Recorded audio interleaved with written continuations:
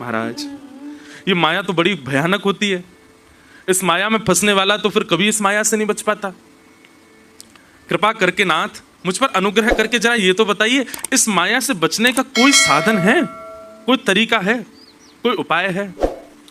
अच्छा, एक बात कभी कभी मन में विचार आती है, संसार में कितना भी बड़ा पाप हो, संसार में कितने भी गलत काम हो, संसार में कितने भी बंधन हो, पर ऐसा हो नहीं सकता कि सबसे मुक्त होने का कोई उपाय ना हो। ऐसी कोई क्रिया नहीं है संसार में कि वो आपने कर दी और उससे आप बच ना सको, उससे मुक्त ना हो सको। शास्त्रों में सबका निदान बताया गया है। केवल एक अपराध से बचने का निदान नहीं है तो उससे भी बचने का निदान, पर उस अपराध से ठाकुर जी भी नहीं चाहते कि आप बचो। वो अपराध लगे तो ठाकुर जी को भी लगता है कि दंड मिलना चाहिए, और वो है वैष्णव अपराध, किसी भक्त का अपराध, किसी वैष्णव का अपराध। अच्छा, एक बात सुनिए, वैष्णव अपराध का मतलब एक भाव तो हम ये रखते हैं कि किसी अन्य वैष्णव को, किसी अन्य भक्त की भक्ति का मजाक उड़ाना या उससे गलत सलत बोलना या उसका अपमान कर देना, यह तो वैष्णव अपराध है ही। इसके साथ साथ एक वैष्णव अपराध और सुनो, वैष्णव वेश धारण करना, वैष्णव रूप में रहना, वैष्णव स्थिति में रहना और उसके बाद भी वैष्णवों के नियमों का पालन ना करना, यह भी वैष्णव अपराध है। आपने स्वरूप धारण किया है, आपने कंठी धारण किया, आपने तिलक धारण किया है, आपने गुरु दीक्षा ली है, आपने नाम मंत्र लिया है, लेकिन उसके बाद भी आप विधि का पालन नहीं करते, तो यह भी वैष्णव अपराध है। स्वयं को वैष्णव कहलाना मात्र से काम नहीं चलेगा, वैष्णवता होनी चाहिए आपके आचरण में। स्वरूप वैष्णव का हो यह आवश्यक नहीं, आचरण वैष्णव का होना चाहिए। और आचरण में वैष्णवता नहीं है तो यह भी एक अपराध है, तो फिर स्वरूप भी धारण मत करो। तो माया से कैसे बचा जा सकता है नाथ, कृपा करके मुझे बताओ। तब प्रबुद्ध नाम के योगेश्वर उत्तर देते हैं, और उन्होंने उत्तर देते हुए क्या कहा, बहुत ध्यान से सुनना, इतना सुंदर प्रसंग है। तस्माद् गुरुं प्रपद्येत जिज्ञासु श्रेय उत्तमं शब्दे शाब्दे परे च निष्णातं ब्रह्मण्युपशमाश्रयम्। माया से बचने का एक उपाय है। माया से बचने का मतलब, माया में रहते हुए भी माया आपके हृदय को प्रभावित नहीं करेगी। कब? जब गुरु शरणागति से गुरु की दिशा रूपी कवच को पहन करके यदि चलोगे तो माया आप पर प्रभाव नहीं डाल पाएगी। एक बात मेरी बहुत ध्यान से सुनिएगा,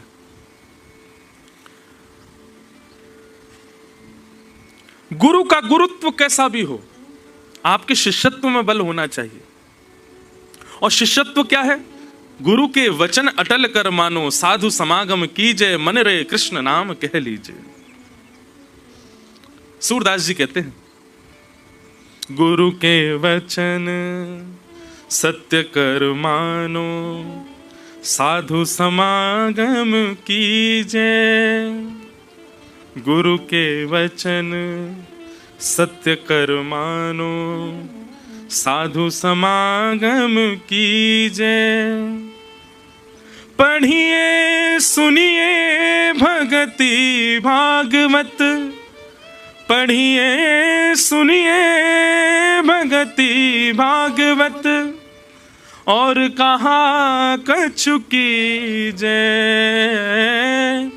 और कहा कछु कीजय। मन रे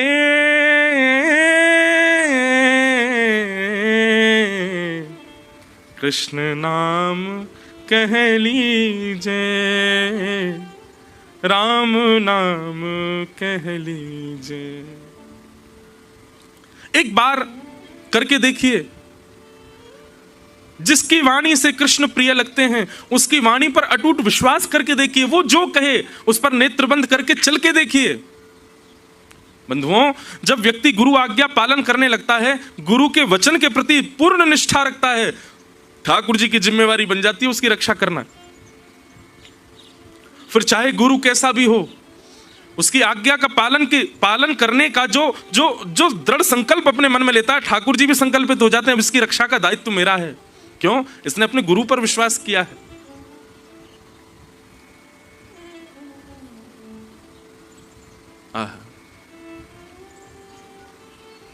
तस्मात् गुरु प्रपद्येत।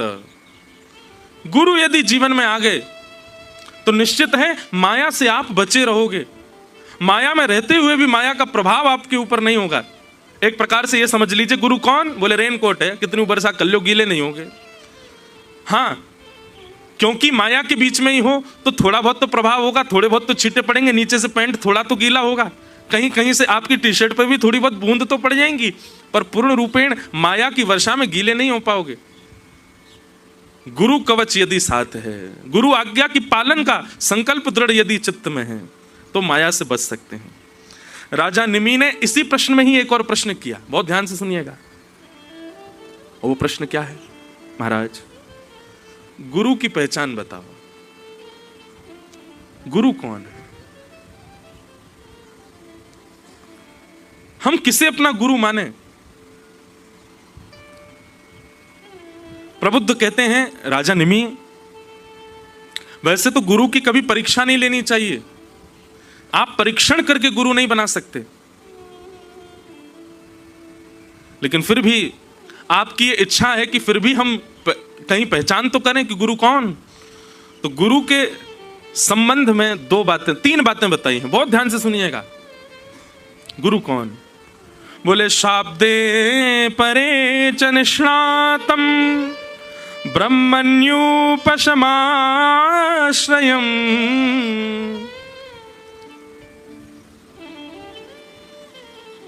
बाद में मत कहिएगा कि हमको नहीं पता चला कि हमारे गुरु कौन होने चाहिए। तीन लक्षण देखो। सबसे पहला प्रबुद्ध कहते हैं, गुरु शब्द ब्रह्म में निष्णात होना चाहिए। शब्द ब्रह्म मतलब ये जितने भी वैदिक बातें हैं, जितने भी हमारे ग्रंथ पुराण आदि हैं, इन सबके भावों को भली भांति जानने वाला होना चाहिए। शाब्दे च निष्णातम, उसकी शब्द ब्रह्म में निष्ठा होनी चाहिए। लेकिन इसमें प्रबुद्ध एक चीज कहते हैं, कई लोग होते हैं वो प्रवचन में बहुत अच्छे होते हैं पर पालन कुछ नहीं करते, अपने जीवन में नहीं करे, दूसरों को करवा देते हैं।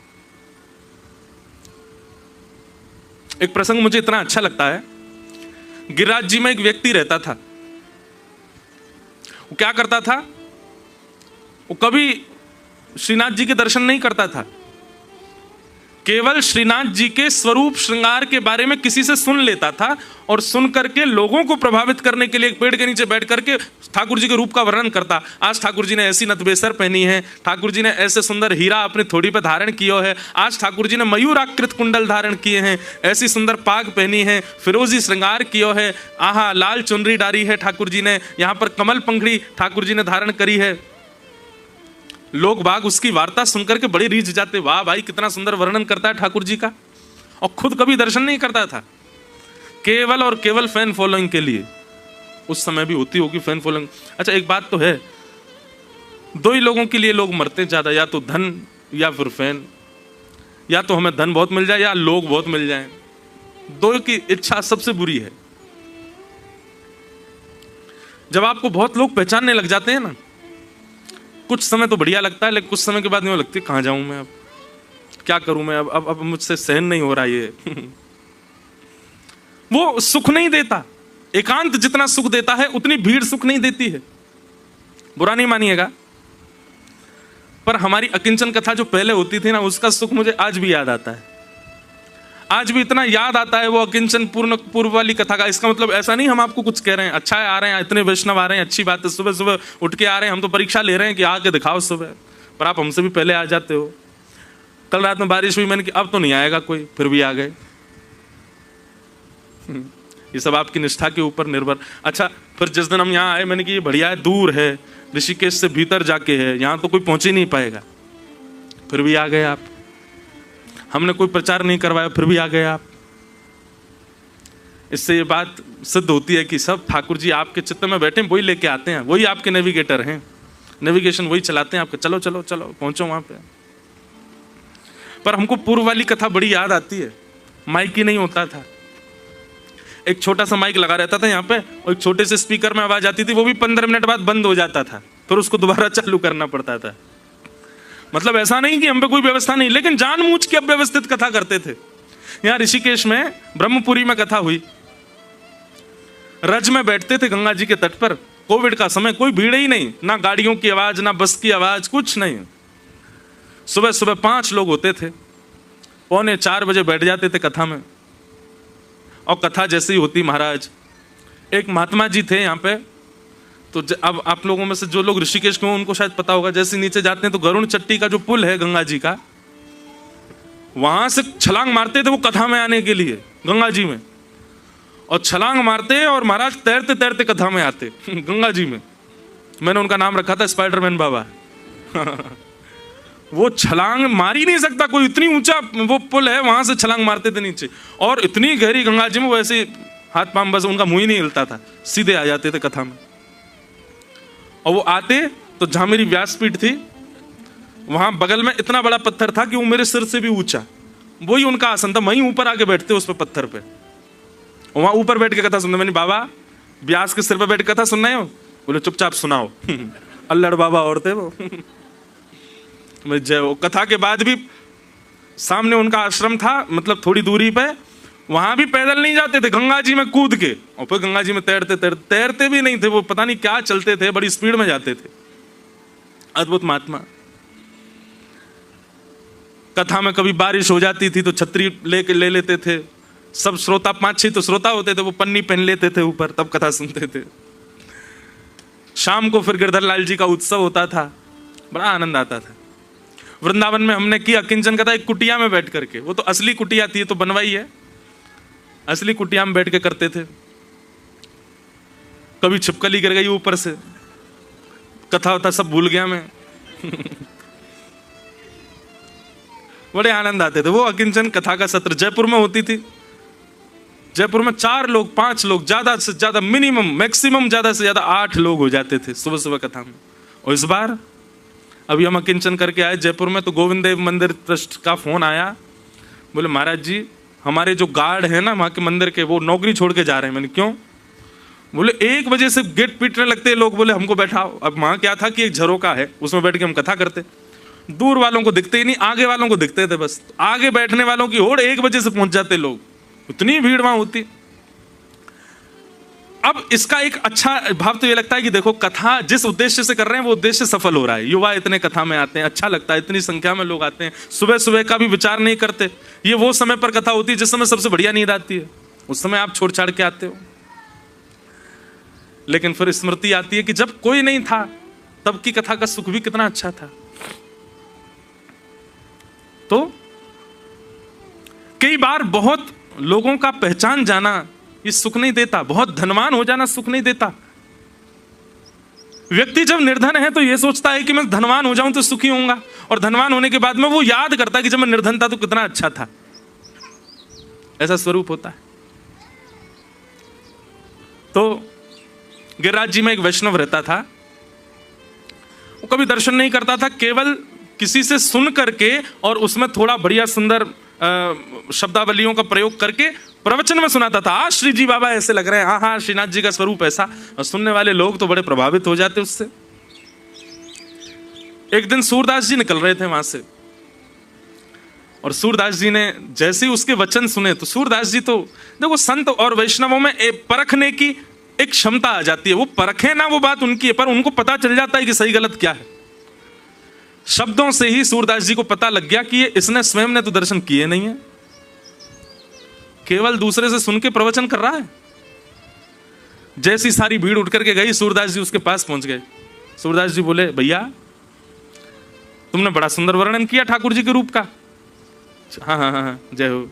बोले लेकिन मैं जानता हूं ये तुम दर्शन करके नहीं आए हो, किसी से सुन के तुमने बोला है। अब जैसी चोरी पकड़ी गई घबरा गया, आप कैसे बोल सकते हैं, आप ऐसा कैसे? बोले मुझसे लड़ो नहीं, मैं जब जानता हूं तुमने दर्शन नहीं किया ठाकुर जी का, केवल लाग लपेट बना बना करके बोलते हो लोगों को रिझाने के लिए। चलो मेरे साथ दर्शन करने चलो। अच्छा कल चलूंगा। दूसरे दिन सूरदास जी फिर आ गए तो बोला परसों चलूंगा। फिर सूरदास जी आ गए। सूरदास जी तो रोज ही वहीं धरना दे के बैठ गए, बोले तू जब तक नहीं चलेगा मैं उठूंगा ही नहीं यहां से, मेरे संग चल। सूरदास जी हाथ पकड़ करके ले गए। इतना सुंदर भाव लगता है। जैसे ही मंदिर में प्रवेश किया, श्री जी बाबा से कहा, बोले हे ठाकुर जी ये बालक आपका यश गाता है पर आपका दर्शन नहीं करता। आपका यश आपकी प्रसन्नता के लिए नहीं गाता है, दूसरों को प्रसन्न करने के लिए गाता है। आपका कभी दर्शन भी नहीं करता। कृपा करके इसके सारे दोषों को आप नजरअंदाज करते हुए आप इसको दर्शन दीजिएगा नाथ। सूरदास जी तो ऐसा कह ही रहे थे, अंदर से मंदिर के गर्भगृह से ठाकुर जी बोल पड़े, अरे अरे सूरदास जी की जय हो। अरे सूरदास जी, मैं तो बहुत दिनाते तड़प रहो या को दर्शन करवे के काजे, आपने बड़ी कृपा करी जो आप याकू लेकर के आ गए। मैं तो बहुत दिना से या के दर्शन के काजे व्याकुल है रहे हो। सूरदास जी बोले, मुझे तो चिंता ये थी कि ठाकुर जी कहीं नाराज नहीं हो जाए, पर ये ठाकुर जी तो खुद उतावले बैठे इससे मिलने के लिए। सूरदास जी बोले, जय जय, आप काई को इतने उतावले है रे या से मिलवे के काजे? आपके चित्त में इतनी व्याकुलता क्यों हो रही है इससे मिलने के लिए? ठाकुर जी इतना सुंदर उत्तर देते हैं। ठाकुर जी कहते हैं, सूरदास, जा दिन तेरी दृष्टि या पर पड़ी और तेरे मन में ये भाव आ गया कि मैं याकू पकड़ के मंदिर ले जाऊंगा, मैं वही दिना से व्याकुल है कि मैं भी तो मिलूं। ऐसा कौन है जाकू सूरदास पकड़ के मेरे पास लेके आ रहा है? जा दिन तेने मन मना लियो कि मैं याकू लेके जाऊंगा, वही दिना से मैं व्याकुल हतो या से मिलवे के काजे। देखा, कभी कभी लगता ठाकुर जी का स्वभाव कैसा है। उस व्यक्ति में कोई गुण नहीं है, उसके किसी गुण से नहीं रीझे, बस ठाकुर जी जिससे प्रेम करते हैं वो किसी पर रीझ गया तो ठाकुर जी को भी वो प्रिय लगने लग जाता है। सूरदास, ये तुमको भागे हो, तुम्हारे मन को भागे हो, भले ही क्रोध के रूप में भाए हो, लेकिन भा तो गए हो। तुम्हारे मन में ये आई तो कि मैं याकू पकड़ के लेके जाऊंगा मंदिर। जा दिन तुम्हारे मन में ये भाव आयो, वही दिना से मैं या की प्रतीक्षा कर रही हूं। तस्माद गुरुम प्रपद्येत। आप भले ही कितने भी अयोग्य हो, लेकिन गुरु आप पर रीझ जाए और गुरु ये गांठ बांध ले कि मुझे इसका कल्याण करना है, ठाकुर जी को आपसे मिलना पड़ेगा। ठाकुर जी पे और कोई चारा नहीं है। इसीलिए प्रबुद्ध कह रहे हैं कि माया से बचने का एक ही उपाय है। बोले क्या? गुरु की शरणागति। पर उस गुरु का गुण कैसा हो? तो कहते हैं, गुरु में सबसे पहला भाव शाब्देच निष्णातम, शब्द में प्रबल हो। अच्छा, शाब्देच निष्णातम के दो अर्थ हैं, बहुत ध्यान से सुनना। शाब्देच निष्णातम का एक अर्थ तो यह है कि गुरु जो है वो ज्ञानी होना चाहिए, उसको सब चीज की नॉलेज होनी चाहिए, एक बात तो ये। और दूसरी बात क्या है? शाब्देच निष्णातम मतलब गुरु कैसा होना चाहिए? वो भले ही ज्ञानी ना हो, लेकिन जो बोले वो स्वयं भी इंप्लीमेंट करे अपनी लाइफ में, ऐसा गुरु तो होना चाहिए। वो कथा में बताता हूं ना, एक बालक को मैया ले गई, गुरुजी से जाके बोली, आप जिससे जो कह दे तो वो हो जाता है, इसको बोल दो ये चीनी छोड़ दे। गुरुजी बोले 2 महीना बाद लेके आना। 2 महीना बाद लेके गई बालक को, तो गुरुजी ने देख करके कह दिया, लाला चीनी छोड़ दो। जी गुरुजी। मैया बोली, 2 महीना काय को लगाया आपने? 2 महीना पहले ही बोल देते, 2 शब्द ही तो बोलने थे, चीनी छोड़ दो। गुरुजी बोले, 2 महीना पहले मैं भी चीनी खाता था, पहले मैंने छोड़ी है और मैंने छोड़ने के बाद इसको कहा है कि तू भी छोड़ दे। अगर मैं नहीं छोड़ता तो मेरी वाणी का प्रभाव इस पर नहीं होता। इसको कहते हैं शाब्देच निष्णातम। एक बात बताएं, किसी रसिक जन की वाणी, किसी विद्वान की वाणी आप चलते फिरते सुन लेते हैं, रील्स में सुन लेते हैं, कथा के कोई शब्द से सुन लेते हैं और तुरंत आपके मन में परिवर्तन आ जाता है। तो इस बात से यह भी प्रमाणित होता है कि जिसकी वाणी आप सुन रहे हो वो शाब्देच निष्णातम, वो स्वयं भी उसको करता है, इसीलिए आप पर उसका प्रभाव हो रहा है। स्वामी विवेकानंद वो जब आए पृथ्वी पर, उनके जब उनका आगे बढ़ने लगे रामकृष्ण परमहंस जी की कृपा से, वो जो बोलते थे हजारों की तादाद में बैठे हुए लोग, अंग्रेज तक उसका पालन करते थे। क्यों? क्योंकि शाब्देच निष्णातम, वो स्वयं भी उस शब्द में निष्णात हैं। अच्छा, इसमें भी 2 बातें आती हैं। कई लोगों का बोलना प्रभावित करता है, पर कुछ ही दिन का प्रभाव रहता है, कुछ दिन के बाद वो प्रभाव खत्म जैसा हो जाता है। इसका मतलब क्या है कि जिनकी वाणी आप सुन रहे थे वो अपने शाब्देच निष्णातम वाली स्थिति से वो भी गिर गए। वो जो बोलते थे दुनिया करती थी, लेकिन एक दिन उन्होंने ही करना छोड़ दिया, तो एक दिन ऐसा आएगा कि उनकी वाणी प्रभाव डालना बंद कर देगी। लेकिन कांस्टेंट जिसकी वाणी का प्रभाव बना रहे, किसका है बताओ कांस्टेंट? गोस्वामी तुलसीदास जी महाराज। इतने वर्ष हो गए, आज भी गोस्वामी जी की वाणी पढ़ो, हृदय आनंदित हो जाता है।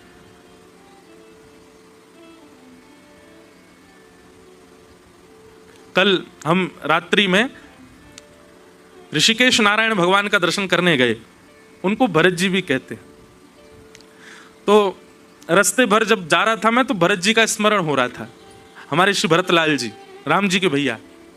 बंधु एक बात बोलूं, यहाँ जितने भी कृष्ण उपासक बैठे हैं, आप सब गोपियों का अनुसंधान करो, आप सब ब्रज की लीलाओं का अनुसंधान करो, पर हमारे कहे से एक बार श्री भरत चरित्र और सुनो।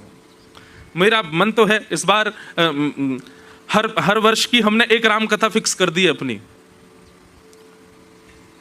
12 ज्योतिर्लिंगों में हर वर्ष एक नए ज्योतिर्लिंग में कथा होगी। तो गत वर्ष हुई थी सोमनाथ में पहली, इस बार हमारी दूसरी है, 23 या 24 दिसंबर से है, 24 दिसंबर से है रामेश्वरम में भरत चरित्र। हर वर्ष तो पहले जब हुई थी सोमनाथ में, तो वहां हमने हर दिन एक चरित्र कहा था, एक दिन सीता जी का, एक दिन हनुमान जी का, एक दिन लक्ष्मण जी का, एक दिन भरत जी का। पर अब रामेश्वरम में कथा है, तो अभी मेरा मन अभी ऐसा हुआ कि इस बार भरत चरित्र वहां कहेंगे 9 दिन तक। अद्भुत है भरत जी की भक्ति। जब भरत जी महाराज चित्रकूट जा रहे थे ठाकुर जी को लाने के लिए वापस, तो निषाद राजगुह साथ में चल रहा था भरत जी के, और सब जगह बताता है भरत जी यहां राम जी बैठे थे। जैसे ही बोलता राम जी बैठे थे, भरत जी लिपट जाते उस शिला से, मेरे राघव यहां बैठे थे।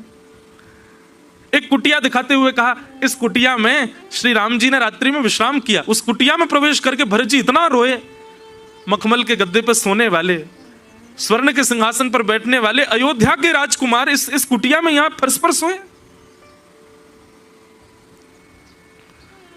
सब जगह विचरण करते करते जब श्री भरत जी महाराज प्रयागराज पहुंचे ना, तो प्रयागराज में श्री भरद्वाज ऋषि ने उनसे कहा कि भरत जी ये त्रिवेणी हैं, गंगा यमुना सरस्वती तीनों का संगम होता है प्रयाग में, यहां स्नान करके, यहां डुबकी लगा करके जो वरदान मांगोगे त्रिवेणी पूर्ण करती है, आप कुछ मांग लीजिए। भरत जी महाराज ने जैसे ही सुना कि यहां स्नान करने से जो मांगे वो मिलता है, तुरंत वस्त्र सहित कूद पड़े त्रिवेणी में, और नेत्रों से अविरल अश्रुधार गिरने लगे। भरद्वाज ऋषि बोले, आपकी क्या इच्छा है, क्या मनोकामना है? तब भरत जी कहते हैं कि धर्म न अर्थ न काम रुचि, गति न चहूं निर्वाण, जन्म जन्म मति राम पद, यह वरदान नान। हे भरद्वाज जी, मुझे धर्म नहीं चाहिए, मुझे गति नहीं चाहिए, मुझे स्वर्ग भी नहीं चाहिए, मुझे वैकुंठ भी नहीं चाहिए, मुझे केवल एक वरदान चाहिए। क्या? जन्म जन्म रति राम पद। हर बार मेरा जन्म हो और हर बार मैं राम जी के चरणों के आसपास ही कहीं जन्म लूं, बस और कुछ नहीं चाहिए। मेरी रति, रति का मतलब होता है भयंकर आसक्ति, बस वो भक्ति में हो जाता है। आसक्ति ही भक्ति में परिवर्तित हो जाए तो वो रति हो जाती है। भरत जी कहते हैं मेरी ऐसी रति हो जाए राम जी के चरणों में, मैं उनके चरण छोड़ कहीं ना जाऊं। भरद्वाज ऋषि ने जब भरत जी की इस बात को सुना ना, तो भरद्वाज ऋषि ने जो बात कही है ना, वो सुनकर के मैं, जब सोमनाथ में कथा हुई थी, मैं आज भी स्मरण करता हूं उस भाव का। भरद्वाज ऋषि कहते हैं जप का, तप का, अनुष्ठान का और जीवन भर की सेवा का फल क्या था? राम जी का दर्शन। जीवन भर के किए गए जप तप नियम व्रत अनुष्ठान का फल मिला, मुझे राम जी के दर्शन हुए, और राम जी के दर्शन का फल मुझे मिला कि मुझे भरत के दर्शन हुए। मेरे सामने मैंने भरत को देखा। भरत जी, आपके दर्शन राम जी से भी श्रेष्ठ।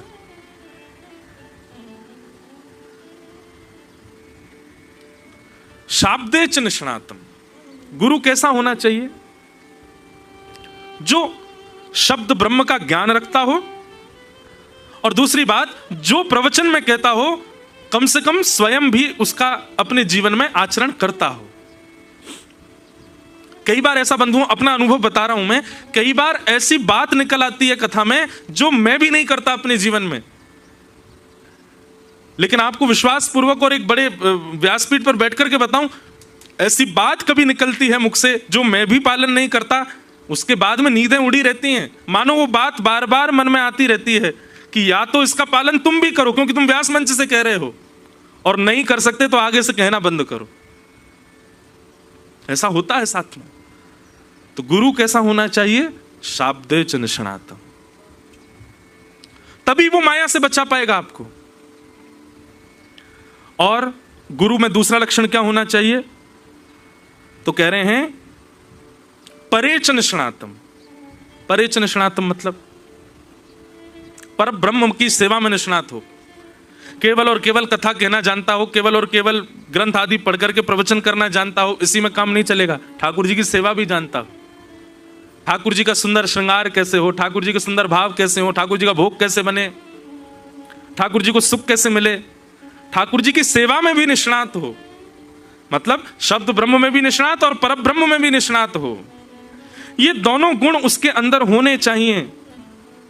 और तीसरा लक्षण क्या है? माया से बचाने वाले गुरु का।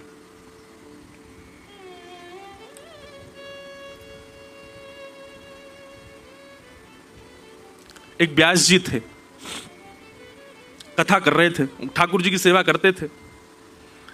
तो कथा बोलते बोलते उन्होंने कहा, मैया ने ठाकुर जी को ऊखल से बांध दिया और श्री लाल जी ऊखल में बंध गए,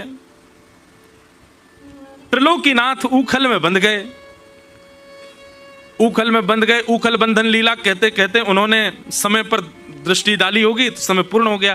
बोले अब ठाकुर जी को आज बंधे रहने दो, आगे की कथा कल करेंगे। कथा पूरी करके चले गए, अपने ठाकुर जी की सेवा आदि करके उनको शयन करा दिया, स्वयं प्रसाद पाके शयन कर गए। रात्रि में चोर आ गए, घर में आके सब लूट गए, केवल व्यास जी को छोड़ गए और गोपाल जी को छोड़ गए, सब ले गए, गोपाल जी का सिंहासन भी ले गए। सुबह व्यास जी जब उठे, पूरे घर को देखा, महाराज सब लुट गया, सब चोरी हो गया। मंदिर में जाकर के देखा तो ठाकुर जी अकेले बैठे हैं, उनका सिंहासन भी चला गया। व्यास जी बहुत रोए, गला फाड़ फाड़ के आपकी कथा सुनाता हूं, 3-3, 4-4 घंटा बिना पानी पिए आपका यश गाता हूं, पूरी दुनिया की आप रक्षा करते हो नाथ, मैं आपका यश गाता हूं, मेरे घर की रक्षा नहीं कर पाए आप, सब चोरी करके ले गए सामान। वैसे तो पूतना को मारने के लिए 6 दिन की आयु में आपके हाथों में जान आ जाती है, और यहां पे इतने वर्षों से मैं सेवा कर रहा हूं, मेरे घर की रक्षा नहीं हुई आपसे। ठाकुर जी प्रकट हो गए, बोल पड़े, बोले चुप, बिल्कुल, हमको क्यों डांट रहे हो? बोले नहीं डांटूं, इतना यश गाया, कम से कम बदले में हमारी रक्षा ही कर देते। ठाकुर जी बोले कथा करते करते हमको उखल में बांध दिया, और उखल में बांध के बोले समय पूरा हो गया, चलो अब कल कथा सुनाएंगे। चोर तो 4 दिन से पहरा लगा रहे थे, 3 बार प्रयास किया, तीनों बार चोरी नहीं कर पाए। कल ही क्यों चोरी हो पाई? कल हम उखल में बंधे हुए थे, हम तो चाह रहे थे कि ये ले लेके भाग रहे, हमारा सिंहासन भी ले जा रहे, इनका हाथ तो पकड़े, पर क्या करें, तुमने हमको उखल में बांध रखा था। व्यास जी के नेत्र सजल हो गए। इसका मतलब मैं जो कहता हूं ठाकुर जी उस लीला को पालन करते। मैं बताता हूं एक बात कथा में कि एक बार मैंने भी ऐसे किया। कथा चल रही थी तो हमने कही ठाकुर जी ने नक पर गिरिराज जी धारण कर लिए, पूरी कथा सुनाई, और मैंने कही अब ठाकुर जी को ऐसी खड़ो रहने दो, गिरिराज जी धारण करके खड़े रहेंगे, आगे कथा हम कल सुनाएंगे। तो हमारे परम प्रिय श्री सागरिया बाबा बैठे थे, उनकी आयु है 96 के आसपास होगी अभी। तो नीचे बैठे बैठे बेचारे इशारा करने लगे, उनके एक भी दांत नहीं है लेकिन इतने प्यारे लगते हैं बाबा, बहुत प्रिय। तो बेचारे नीचे से ही ऐसे इशारा करने लगे, कुछ कहने लगे। मैंने बाबा कुछ कह रहे हैं भाई, सुन के आओ। कोई व्यक्ति गया तो बाबा उसके कान में बोले, व्यास जी से कह दो लाला रात भर खड़ो रहेगो, थक जाएगो, ने 5 मिनट कथा और सुना के गिरिराज जी नीचे पधरवा दें और वहां के बाद चले जाए, नहीं तो लाला रात भर यूं खड़ो रहेगो, वहां को श्रम है जाएगो। तो उस व्यक्ति ने आके बात कही तो मन में एक भाव आया, मैं तो केवल कथा को कथा मान के कह रहा था, लेकिन बाबा तो साक्षात लीला देख रहे हैं। बाबा के मन में भाव आया, रात भर लाला खड़ो रहेगो। गुरु कैसा होना चाहिए? बोले शाब्दे च निष्णातम और परे च निष्णातम, शब्द ब्रह्म और पर ब्रह्म दोनों की सेवा में प्रबल हो, ऐसा गुरु माया से बचा सकता है। तीसरा लक्षण क्या होना चाहिए गुरु में? आप लोग बहुत खुश मत हो जाओ कि चलो हमको थोड़ी कुछ सीखना है, गुरु सीखना है, अभी आगे आप लोगों को सीखना है, शिष्य का शिष्यत्व तो क्या वो भी सीखना है। तीसरा लक्षण क्या होना चाहिए? तीसरा लक्षण बताया गया, व्यवहार प्रपंच से परे हो। व्यवहार प्रपंच क्या है? इसने मुझे माला पहना दी तो इसके बारे में 4 अच्छी बातें कह दी, और उसने आकर के मुझको कुछ गलत कह दिया तो उसकी 5 लोगों से बुराई कर दी, वो तो बेकार है, ऐसे ही बनता है, बना डोलता है, भगत, कुछ भगत भगत नहीं है, बगुला भगत है पूरा। आप मेरी प्रशंसा करो तो मैं रीझ जाऊं, आप मुझे लिफाफा दो तो मैं आपकी प्रशंसा करूं, और आप यदि मेरे इच्छा के विपरीत कोई कार्य करो तो मैं आपका निंदा करूं। यह व्यवहार है। पर आपकी माला पहनाने से मेरे चित्त पर कोई प्रभाव नहीं पड़ा और आपके गलत कहने से भी मेरे चित्त पर कोई प्रभाव नहीं पड़ा। ये माया प्रपंच से परिवर्तित, व्यवहार प्रपंच से परे की ये लक्षण है, और ऐसा जो है वही आपको माया से बचा सकता है। ये 3 लक्षण गुरु में होने चाहिए। शब्दे च निष्णातम, परे च निष्णातम, और व्यवहार प्रपंच से परे। अब अपनी दृष्टि घुमाओ, जिनमें ये 3 लक्षण दिख जाएं उनके चरण पकड़ लो, उनकी शरणागत हो जाओ। पंडित श्री गया प्रसाद जी महाराज हमारे ब्रजमंडल के, ऐसे ऐसे संत हैं महाराज कि आप ढूंढने तो जाओ। ऋषिकेश में कम संत हैं, एक से एक अद्भुत संत ऋषिकेश में भी रहते हैं। पर एक बात मैं आपको पहले ही कह दूं, आप कहीं परीक्षात्मक दृष्टि से मत चले जाना। बस आचार विचार व्यवहार जो गुरुदेव का हो उससे आप बस समझ जाओगे, और समझ भी जाओ ना कि जो व्यास जी ने बताया था, शब्दे च निष्णातम, परे च निष्णातम, व्यवहार प्रपंच से परे, ये 3 लक्षण इनमें नहीं है, फिर भी अपना भाव उनके प्रति प्रसन्नता का ही रखना। कहीं ऐसा नहीं कि देख लिया कि 3 गुण नहीं है उठ के चले गए वहां से, नहीं, तब भी उनको प्रणाम करो। ठीक है, उनसे सदा सर्वदा के लिए जुड़ना ये मत करो, उसके लिए तो प्रिय 3 गुण ही देखने हैं आपको। शब्दे च निष्णातम, परे च निष्णातम, और व्यवहार सुनने से परे। ये 3 गुण जिसमें हो, प्रभु तो कहते हैं तस्मात् गुरुम प्रपद्येत, वो गुरु आपको माया से बचाएगा। उस गुरु की कृपा से माया से परे हो जाओगे आप।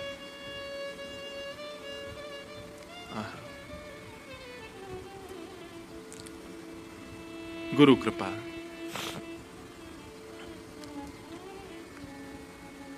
एक बहुत सुंदर भाव। अच्छा एक बात बताएं, महादेव हमारे गुरु भी हैं। हमने राम कथा का गुरु इन्हीं को ही माना है, क्योंकि सोमनाथ में कथा शुरू हुई, और क्योंकि राम कथा के गायक महादेव हैं, इसलिए महादेव हमारे गुरु भी हैं। और महादेव में 3 गुण हैं, शब्दे च निष्णातम, परे च निष्णातम, शब्द ब्रह्म में भी निष्णात हैं और पर ब्रह्म की सेवा में भी निष्णात हैं। और तीसरा, इनसे बढ़िया व्यवहार प्रपंच से सुनने कोई नहीं है। दूध चढ़ा दो तो भी प्रसन्न, दही चढ़ा दो तो भी खुश, लोटा पानी चढ़ा दो तो भी खुश, सिंथेटिक दूध चढ़ा दो तो भी खुश, धतूरा चढ़ा दो तो भी खुश, विजया चढ़ा दो तो भी खुश, विष चढ़ा दो तो भी खुश। ऐसे केवल महादेव ही हैं। उनको व्यवहार प्रपंच से कोई लेना देना नहीं कि आप सोने का छत्र ही चढ़ाओ, आप ऐसी वस्तु ही चढ़ाओ।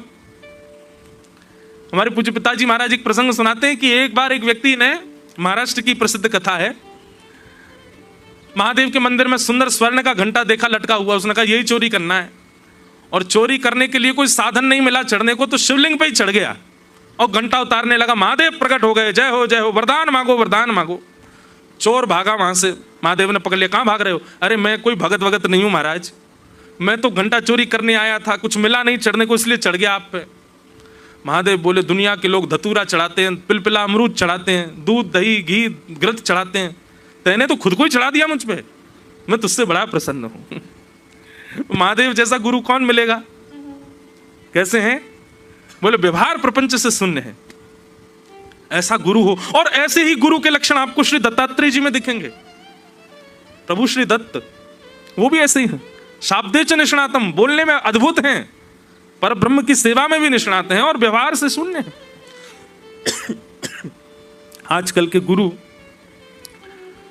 शब्द ब्रह्म में निष्णात हो जाते हैं, प्रवचन बढ़िया करते हैं, पर ब्रह्म की सेवा भी सीख ली थोड़ी बहुत, पर ये तीसरा वाला तो दिख ही जाता है कि इसमें सब लोग निपुण नहीं हो पाते।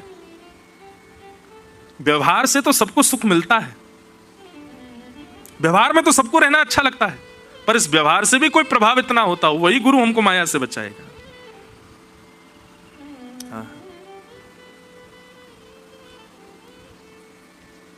सागर भी तू, साहिल भी तू, सागर भी तू, साहिल भी तू, मझधार और माझी भी तू, मझधार और माझी भी तू, गुरुवर मेरे मन मीत हो, गुरु चरण में मेरी प्रीत हो, चाहे हार हो चाहे जीत हो, गुरु चरण में मेरी प्रीत हो, चाहे हार हो चाहे जीत हो, गुरु चरण में मेरी प्रीत हो।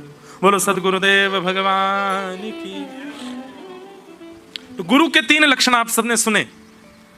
ये गुरु जिसमें ये 3 लक्षण हो वो आपको माया से बचा देंगे। लेकिन तभी प्रबुद्ध कहते हैं राजा निमि सावधान, केवल गुरु 3 लक्षणों का पालन करे और शिष्य माया से बच जाए उससे काम नहीं चलेगा।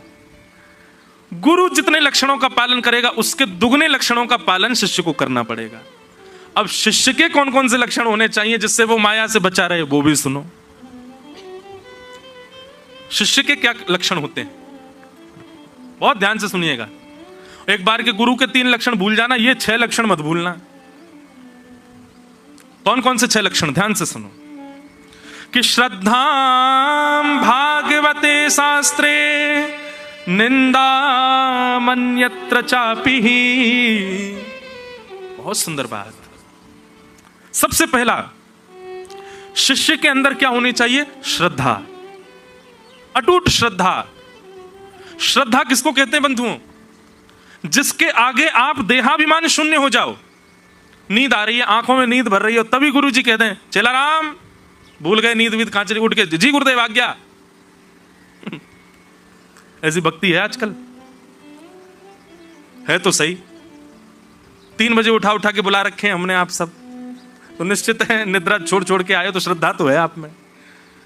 तो शिष्य में पहला गुण क्या होना चाहिए? श्रद्धा। गुरु में 3 गुण हो ना हो, पर शिष्य में यदि 6 गुण हैं तो भी वो माया से बच जाएगा। तो सबसे पहला श्रद्धा, गुरु के प्रति श्रद्धा, गुरु की वाणी के प्रति श्रद्धा, गुरु के रूप स्वरूप अंग प्रत्यंग के प्रति श्रद्धा मत रखो। हमारे गुरु जी कैसे भी हों, बढ़िया हैं, सुंदर हैं, पर उस सुंदरता पर गलत रूप से मत रीझ जाना, नहीं तो गुरु जी भी पिटेंगे, आप भी पिटोगे, यमराज डंडा लेके घूमेंगे फिर। अरे राम राम, गुरु जैसे संबंध को तुमने इतना दूषित कर दिया। होता है कई बार, आकर्षण हो जाता है, और स्वरूप के प्रति आकर्षण होने के कारण फिर वो जो रूप जो भाव था वो परिवर्तित किसी और भाव में हो जाता है, और उसका महाराज फिर परिणाम भोगना पड़ता है। इसलिए भगवत वार्ता कहने वाले के प्रति आकर्षित उसकी वाणी के प्रति हो, और वाणी से ठाकुर जी के प्रति हो, उसके प्रति मत हो जाना आकर्षित। श्रद्धा पहली बात। दूसरी बात, आहा बहुत सुंदर बात, शिष्य के अंदर पहला गुण हो श्रद्धा, और दूसरा गुण आवे अन्य की निंदा ना होना।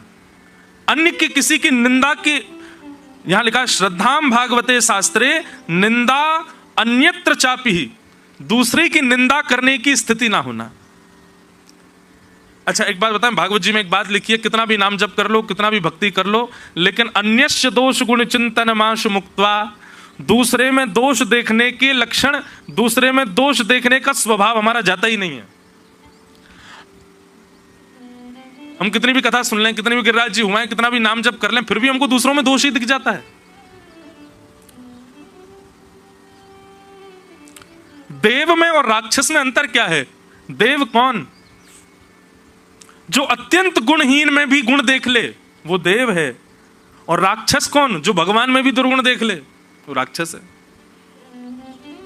तो ये दूसरा लक्षण है, निंदा की भावना ना होना, दूसरों की निंदा की स्थिति ना होना, यह शिष्य का दूसरा लक्षण होना चाहिए। किसी की निंदा मत करो। कई लोग आते हैं मिलने के लिए, महाराज जी एक बात कहनी थी, मैंने कहा कहो। हम कान पकड़ के पहले क्षमा मांग लेते हैं, क्या फायदा? क्षमा मांग करके कह रहे हो तुम डंडा मारेंगे हम, एक डंडा खा लो, हमने सॉरी बोल दिया ना पहले। ये कोई बात है? आप अपने बालों पे हाथ बहुत फेरते हो। पहले सॉरी बोल देंगे, महाराज जी सॉरी।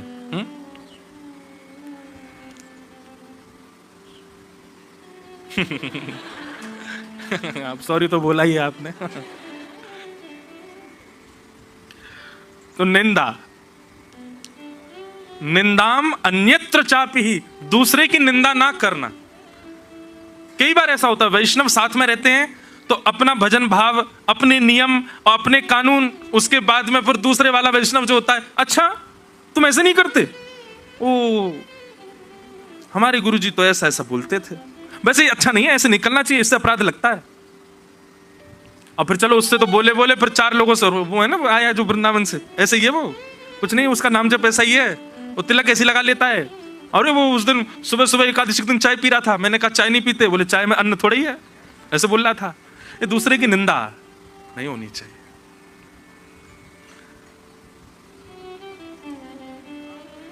माया से बचने के 6 लक्षणों में पहला श्रद्धा, और दूसरा निंदा परे भाव, किसी की निंदा ना हो, कोई कैसा भी क्यों ना।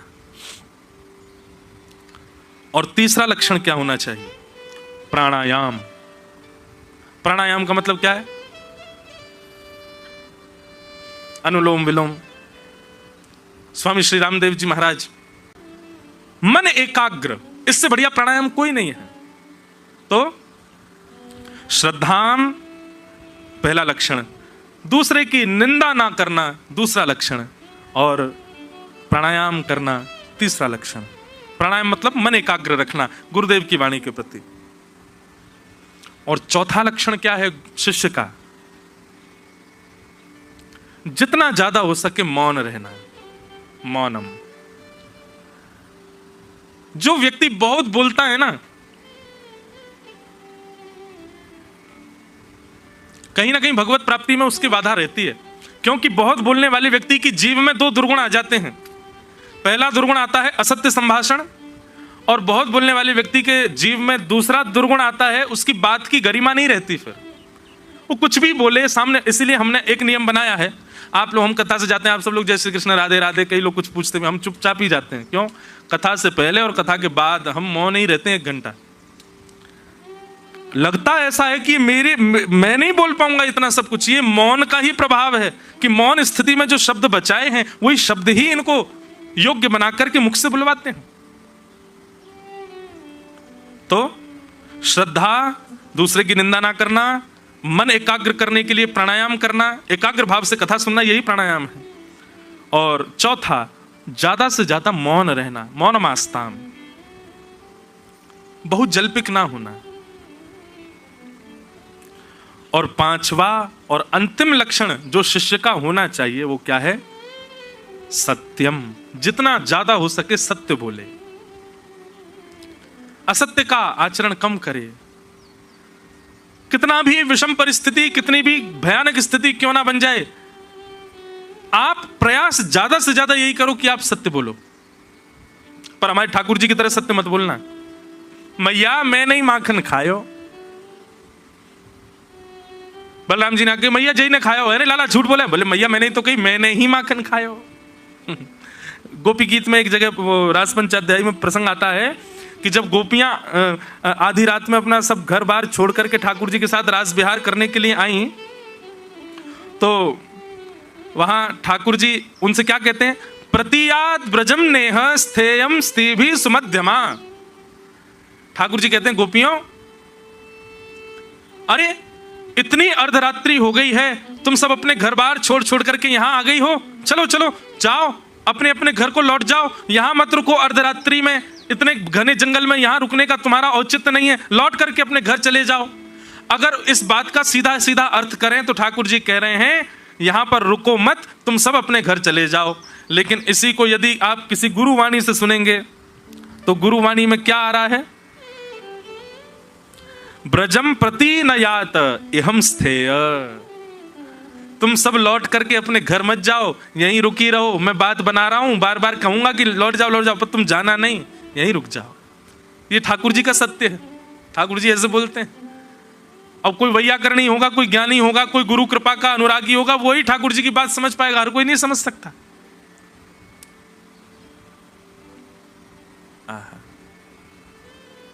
तो पांचवा लक्षण शिष्य का क्या होना चाहिए? सत्य।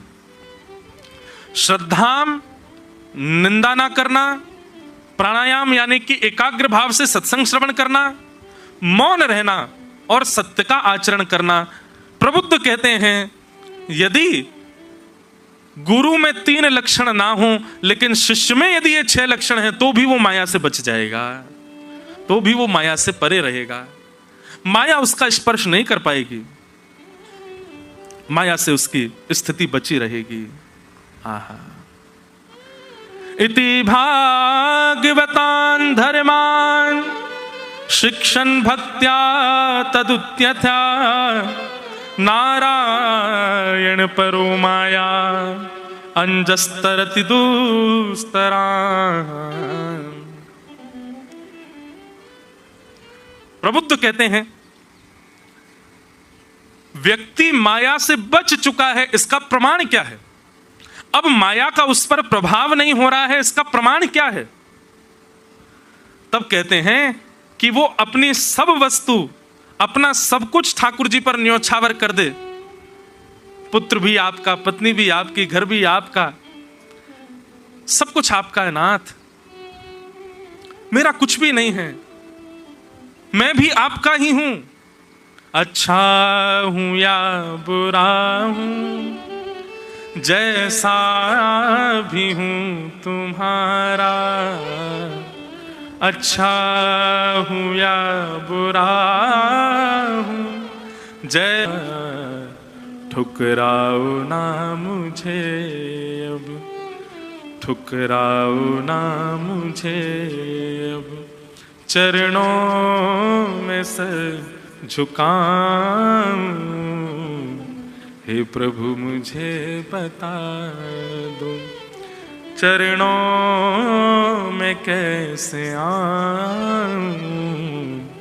हे प्रभु मुझे बता दो। सूरदास जी कहते हैं जैसे राखो तैसे रहूं, जैसे राखो तैसे रहूं। जानत हो सुख दुख सब जन के, मुख से कछु न कहूं। जैसे राखो तैसे रहूं। ऐसी स्थिति जब हो जाए तो समझ जाओ अब आप माया से परे हो, आप सब कुछ ठाकुर जी को अर्पित कर चुके हो। अब नाथ की इच्छा, नाथ का ही भाव आप पालन करते हो। वे जैसा चाह रहे हैं वैसा आप जीवन जी रहे हो। हम आपकी रजा में राजी हैं, आप जैसे चाहो वैसे रखो नाथ। आहा, एक सुंदर भाव है। मारा गिरधर लाल थारो न चायो नाचू रे, मारा गिरधर लाल थारो न चायो नाचू। मारा नट राजा थारो न चायो नाचू रे, मारा नट राजा। माया से परे व्यक्ति के ये शब्द होंगे, ऐसे स्वर होंगे। वो ठाकुर जी से कह रहा, नाथ जैसे आपको हमको जिवाना हो, जैसे हमको जिलाना हो, आप जो दोगे जैसे करोगे मुझे सब स्वीकार है नाथ, मेरा सब कुछ आपका है। ऐसी स्थिति जिस दिन हृदय में पूर्ण विश्वास के साथ प्रकट हो जाएगी, उसी दिन समझ लेना राजा निमि कि वो व्यक्ति माया से अब बच चुका है। भाव से करताल बजा के गाओ। मारा गिरधर लाल थारो नचायो नाचू रे, मारा गिरधर लाल थारो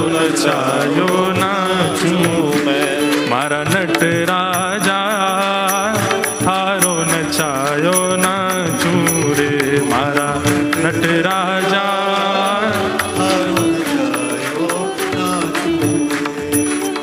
थारे घर में रहूं निरंतर, थारी ही हाथ चलाऊं। थारे घर में रहूं निरंतर, थारी ही हाथ चलाऊं। मेरा घर नहीं है नाथ, आपका घर है, मैं आपके घर में रहता हूं। थारे घर में रहूं निरंतर, थारी ही हाथ चलाऊं। थारे घर में थारू निरंतर, थारी ही हाथ चलाऊं। और थारे धन से थारे जन की, थारे धन से थारे जन की, थारे धन से थारे जन की, थारे धन से थारे जन की। सेवा टहल बजाऊं बजाऊं, मारा गिरधर लाल, थारो नचायो नाचूं रे। मारा गिरधर लाल, थारो नचायो। करताल बजा के गाओ। मारा नटराजा, थारो नचायो नाचूं रे। मारा गिरधर लाल, थारो नचायो।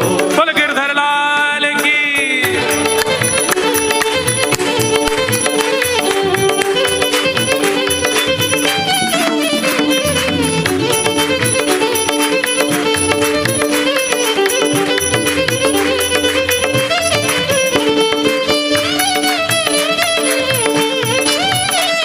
श्री गोवर्धन नाथ की, राधारमण लाल की।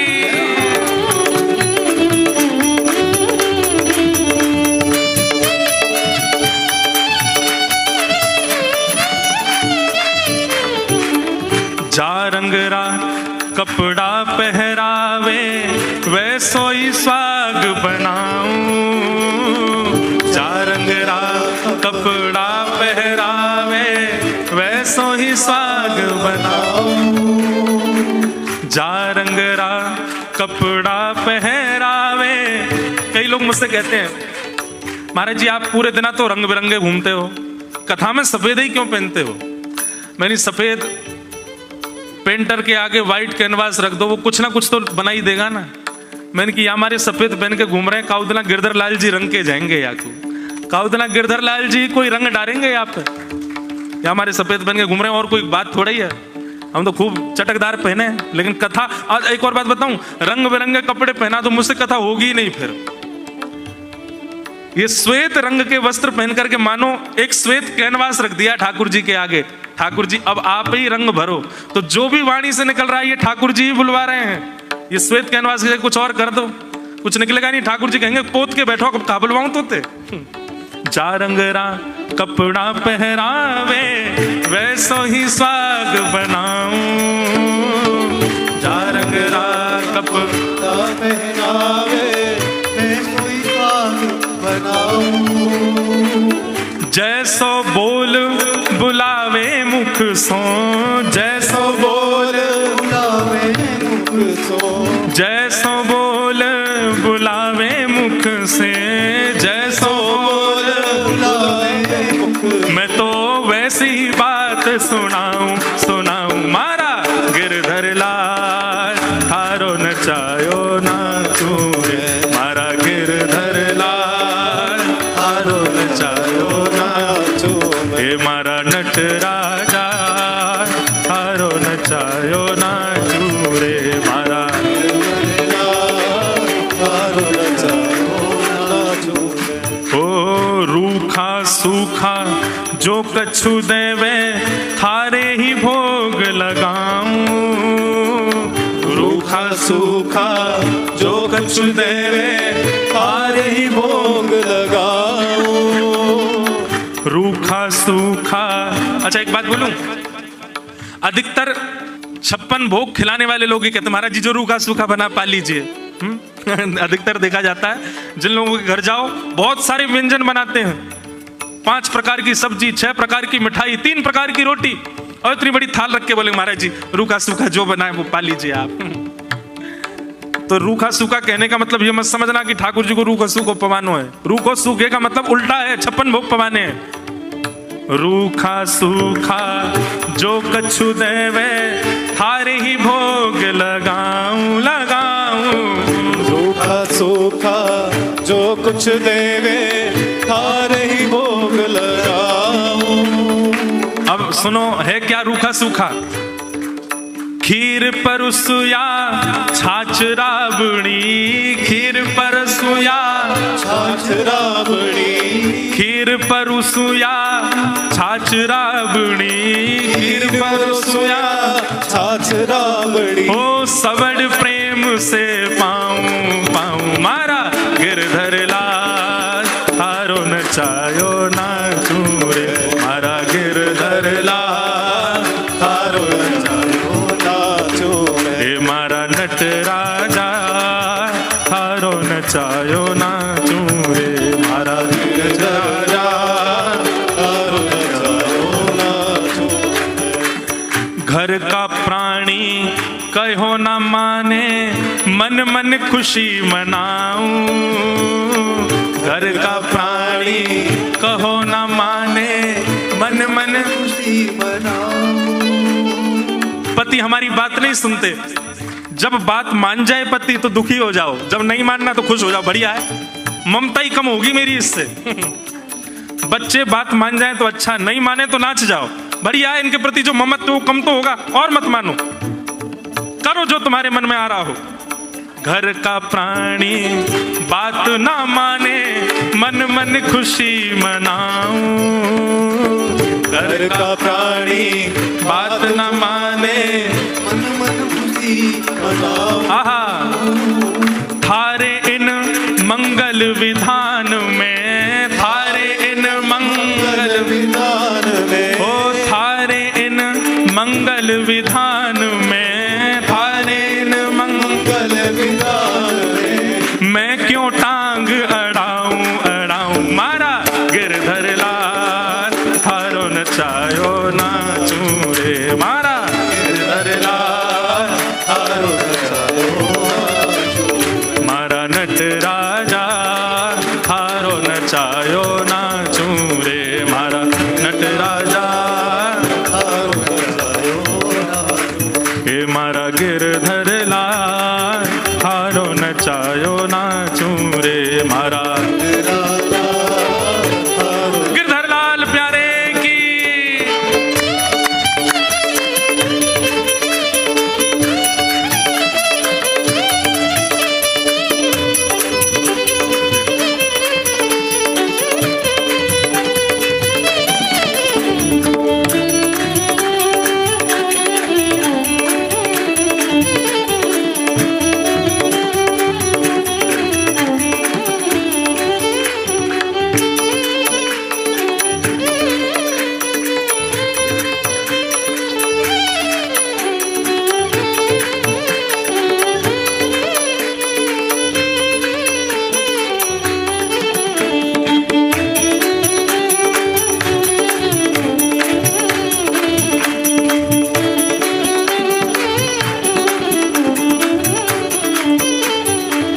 जो तू ठोकर मार गिरावे, हाँ जो तू ठोकर मार गिरावे लकड़ी जो गिर जाऊं। जो तू ठोकर मार गिरावे लकड़ी जो गिर जाऊं। महाराज लाल जी, जब आप हमको गिरा रहे हों, हम इतना भी प्रयास नहीं करें कि हाथ वाथ लगा के नहीं बच जाएं, जैसे लकड़ी सपाट गिरती वैसे गिर जाएं। अच्छा एक बात बोलूं, ये गा तो रहे हैं लेकिन पालन कौन कौन करेगा पता नहीं, लेकिन पालन कर ले तो वही समय समझ जाइयो कि जो यहाँ पर ये बात कही गई है, राजा निमि जो कह रहे हैं कि मैं माया से कैसे बचूं, वो संभव हो जाएगा। हे जो तू ठोकर मार गिरावे लकड़ी जो गिर जाऊं। जो तू ठोकर मार गिरावे लकड़ी जो गिर जाऊं। अच्छा ये तो रही गिरवे की बात, लेकिन दूसरी बात क्या है? हे जो तू माथे ऊपर बिठावे, जो तू माथे ऊपर बिठावे, जो तू सिंहासन पे बिठावे, जो तू सिंहासन पे बिठावे, तो भी ना शर्माऊं माऊं। मारा गिरधर लाल थारो नचायो नाचूं रे, मारा गिरधर लाल थारो नचायो नाचूं मैं। हे मारा नटराजा थारो नचायो नाचूं रे, मारा राजा थारो नचायो। हे जो तू आसन मार बिठावे, गोड़ो ना हिलाऊं। जो तू आसन मार बिठावे, गोड़ो ना हिलाऊं। जो तू आसन मार बिठावे, गोड़ो ना हिलाऊं।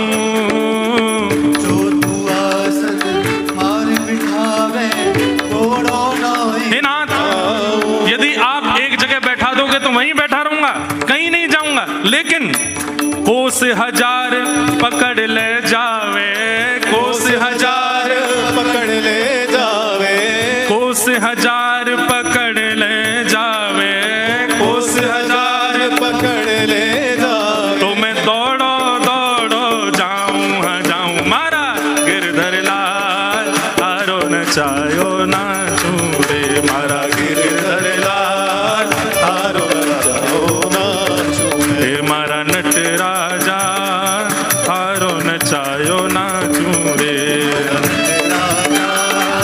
थारो नचायो। उल्टो सुल्टो जो कछु कर ले, मंगल रूप लखाऊं। उल्टो सुल्टो जो कछु कर ले, मंगल रूप लखाऊं। मतलब समझ में आई बात?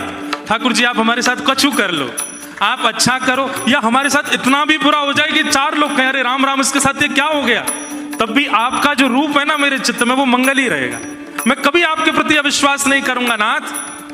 उल्टो सुल्टो जो कछु कर ले, मंगल रूप लखाऊं। उल्टो सुल्टो जो कछु कर ले, मंगल रूप लगाऊं। थारी मन चाही मैं प्यारा, थारी मन चाही मैं प्यारा, थारी मन चाही मैं प्यारा, थारी मन चाही मैं प्यारा, हो अपनी चाह मिलाऊं मिलाऊं। मारा गिरधर लाल थारो नचायो नाचूं रे, मारा गिरधर लाल थारो नचायो नाचूं मैं। हे मारा नटराजा थारो नचायो नाचूं रे।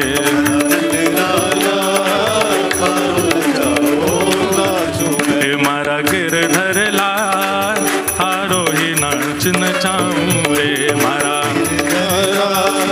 थारो नचाओ नाचूं मैं। जो तू तन को रोग लगावे, जो तू तन को रोग लगावे, ओढ़ सिरस सो जाऊं। जो तू तन को रोग लगावे, और सिरस सो जाऊं। हाँ जो तू तन को रोग लगावे, ओढ़ सिरस सो जाऊं। जो तू तन को रोग लगावे, और सिरस सो जाऊं। और रोग लग गया हमको, डॉक्टर ने कह दिया अब आप गंभीर रोग से ग्रसित हो गए हो, हंसते हुए घर आओ। वाह बड़ी, अब आराम करेंगे।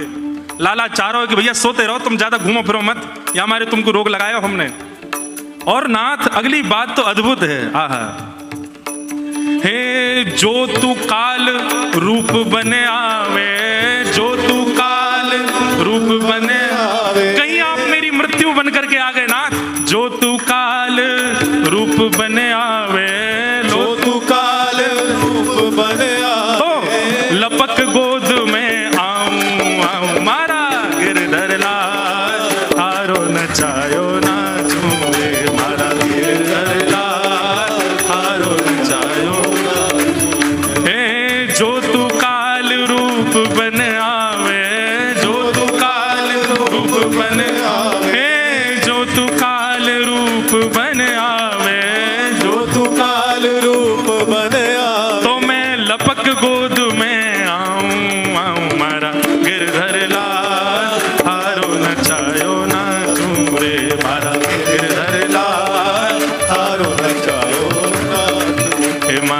नटराजा थारो नचायो नाचू रे।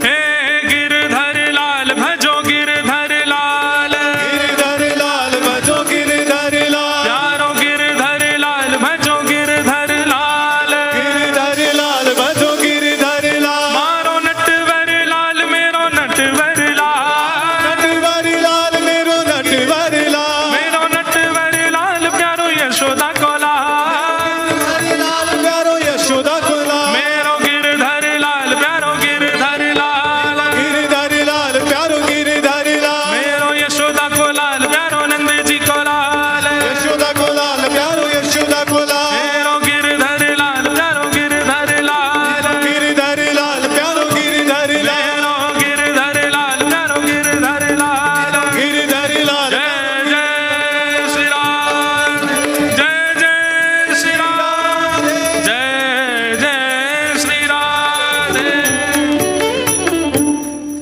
जो तू तन को रोग लगावे ओढ़ सिरस सो जाऊं, जो तू तन को रोग लगावे ओढ़ सिरस सो जाऊं। हे जो तू काल रूप बन आवे, जो तू काल रूप बन आवे, तो मैं लपक गोद में आऊं आऊं, मारा गिरधर लाल थारो नचायो नाचू रे, मारा गिरधर लाल थारो हे मारा नटराजा थारो नचायो नाचू रे, मारा नटराजा थारो नचायो। यही बात यहां पर प्रबुद्ध कह रहे हैं कि इत भागवतान धर्मान शिक्षण भक्त्या तदुत्यया, नारायण परो माया मंजस्तरति दुस्तराम। ऐसा समर्पण, कितना सुंदर भाव है। उल्टो सुल्टो जो कछु कर ले, आप केवल अच्छा अच्छा करो हमारे साथ ठाकुर जी, तो ही हम आपकी वंदना करेंगे। अरे नहीं, आप जो करो नाथ, आप करके देख लो, नहीं तो एक बार हैं आज कह लो ठाकुर जी को, एक बार ठाकुर जी कुछ करके देख लो हमारे साथ, आप फिर भी हमारे लिए ऐसे रहोगे। याद रखना, बोलने से पहले ऐसा करेंगे फिर ठाकुर जी कि महाराज 2 मिनट में भूल जाओगे कौन ठाकुर जी। ए राधारमण लाल जी, नेक्स्ट से लाला पेट में 1.5 हाथ की दाढ़ी है तुम्हारे, कहां से कर देते हो इतना बुरा किसी के साथ। वैसे देखो एक बात बोलूं, मैं पहले भी कह चुका हूं, ठाकुर जी कुछ नहीं करते। इतना बड़ा ब्रह्मांड है और ऐसे करोड़ों ब्रह्मांड ठाकुर जी के एक एक रोए में, इतना ठाकुर जी समय कि वो यूं सोचे मुझे इंद्रेश के साथ जे करना है, कभी नहीं।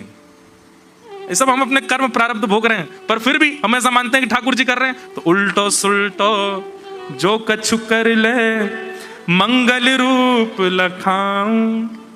आप मेरे लिए मंगल रूप ही रहोगे नाथ, मैं आपको गलत दृष्टि से नहीं देख। वो लोग जिनका विश्वास क्षणिक होता है, जरा सा कुछ ऐसी विपरीत स्थिति आ जाए, सबसे पहले ठाकुर जी को छोड़ देते हैं। आए क्यों थे शरण में? उल्टो सुल्टो जो कछु कर ले, मंगल रूप लखाऊं। थारी मन चाही मैं प्यारे, थारी मन चाही मैं प्यारे। आप जो चाहोगे नाथ, अपनी चाह मिलाऊं मिलाऊं। मारा गिरधर लाल थारो नचायो नाचूं रे, मारा नटराजा थारो नचायो नाचूं। यही बात यहां कह रहे हैं कि जब ऐसी स्थिति दिखने लग जाए आपको, पूर्ण समर्पण। सूरदास जी की पंक्ति है, जैसे राखो तैसे रहूं, जानत हो दुख सुख सब जन के, मुख से कछु ना कहूं। कबहु क सुरंग चढ़ू है डोला। सूरदास जी कहते हैं कभी आप मुझे गज पर चढ़ा दो, कभी मुझे नीचे गिरा दो, कभी खाने के लिए 56 भोग दे दो, कभी मुझे भूखा रख लो नाथ, आपसे कोई शिकायत नहीं है, आप जैसे रखोगे वैसे रहने को तैयार हैं हम। ऐसी स्थिति जब आपकी हो जाए, ऐसी मनस्थिति जब आपकी हो जाए, अब आपको फर्क नहीं पड़ता कि ऐसा ऐसा जीवन होना चाहिए, कैसा कैसा होना चाहिए, जैसा जैसा लाल जी चाहे वैसा वैसा होना चाहिए। ये स्थिति जब आपकी हो जाए, समझ जाओ अब आप माया से परे हो गए हो। यही प्रबुद्ध समझा रहे हैं।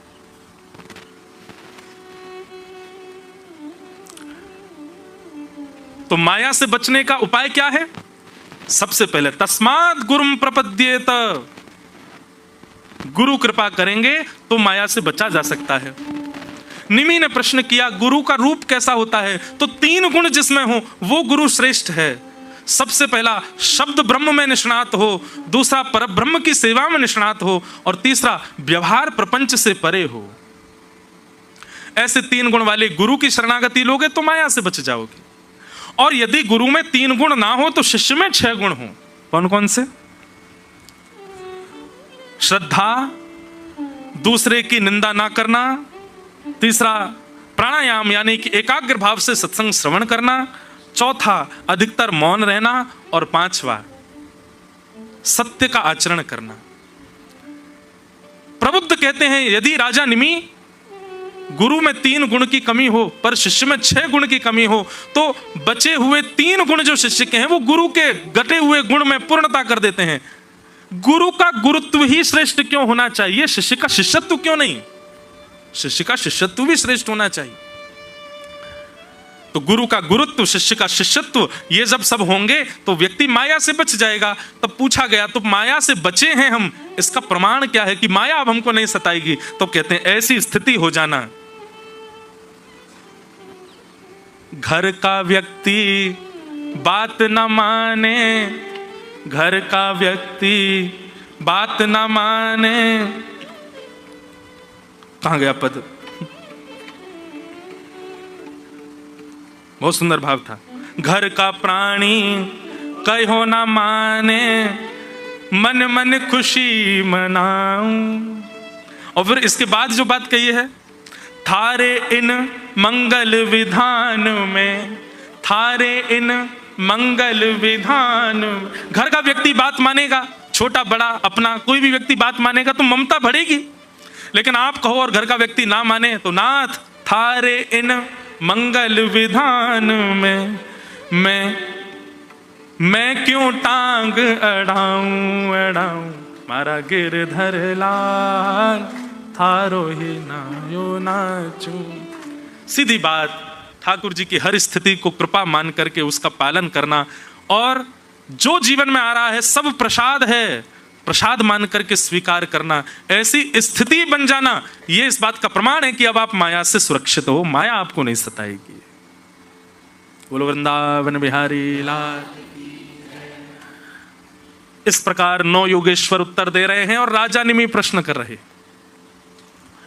अगला प्रश्न करते हैं राजन कि महाराज, नारायणा विधानस्य ब्रह्मणः परमात्मन निष्ठाम अर्हतनो वक्तुम यूयं ही ब्रह्मवेत्तमा। महाराज अगला प्रश्न करते हैं कि मुझे नारायण के रूप समझना है। वो उनका रूप क्या है? वो सृष्टि का विधान कैसे करते हैं, अपनी शक्तियों को कैसे संजोते हैं, ठाकुर जी कैसे चलते हैं, कैसे बैठते हैं, कैसे उठते हैं, कैसे सोते हैं, मुझे उनके बारे में एक एक जानकारी आपसे जाननी है। नारायण कौन है, कैसे हैं, क्या है, उनका मन क्या होता है, उनके भाव क्या होते हैं, उनकी बुद्धि कैसे चलती है, वो बोलते कैसे हैं, उनकी पूरी जानकारी आप मुझको प्रदान करो।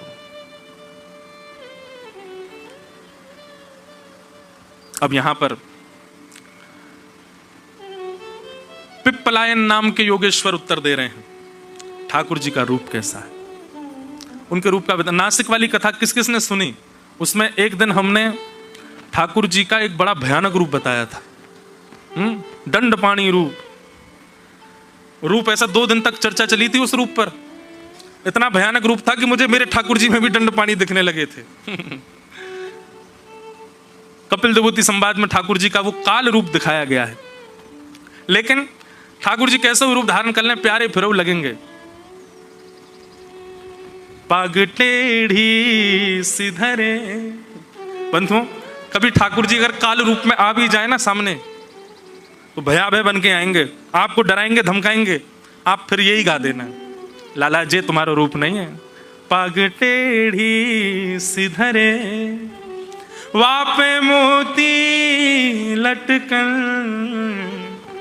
पाग टेढ़ी सिधरे, वापे मोती लटकन, डोले ब्रज कुंजों में, डोले श्री वृंदावन में, झूम के राधा रमन, पाग टेढ़ी सिधरे। कारी कजरारी सी जादू की पिटारी पलकें, कारी कजरारी सी जादू की पिटारी पलकें, उस पे मदहोशी भरे, उस पे मदहोशी भरे, उस पे मदहोशी भरे, उस पे मदहोशी भरे, हाय तेरे तिरछे नयन, पाग टेढ़ी सिधरे, वापे मोती लटकन, पाग टेढ़ी सिधरे, वापे मोती लटकन। अब यहां नारायण का जो रूप बताया गया है, वो तो पर ब्रह्म साक्षात शंख चक्र गदा पद्मधारी, उनका वैसा ही रूप बताया, पर हम सब तो ठाकुर जी के वाह रूप के उपासक हैं। छोटो सो कन्हैया या के बड़े बड़े नैन, यमुना जी के तीर जाके ठाड़ो मारे सैन। छोटो सो कन्हैया या के बड़े बड़े नैन, यमुना जी के तीर जाके ठाड़ो मारे सैन। सैन को मतलब क्या है? सैन को मतलब है गोपीन पर डोरा मार रहा है। यमुना जी के पार जाके ठाड़ो मारे सैन। अपने अपने ये क्या बोलते हैं इनको, भौन ने ऐसे मटका मटकाए करके सैन मार रहा है गोपीन पे।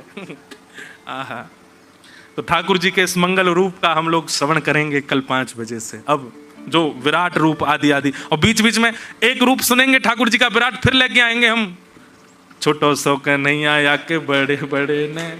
वो रूप थोड़ी निकल सके हमारे चित्त से। तो ऐसे अब पिप्पलायन जो आगे वर्णन कर रहे हैं वो हम कल से सुनेंगे सुबह 5 बजे से। आज के भाव को विराम देंगे।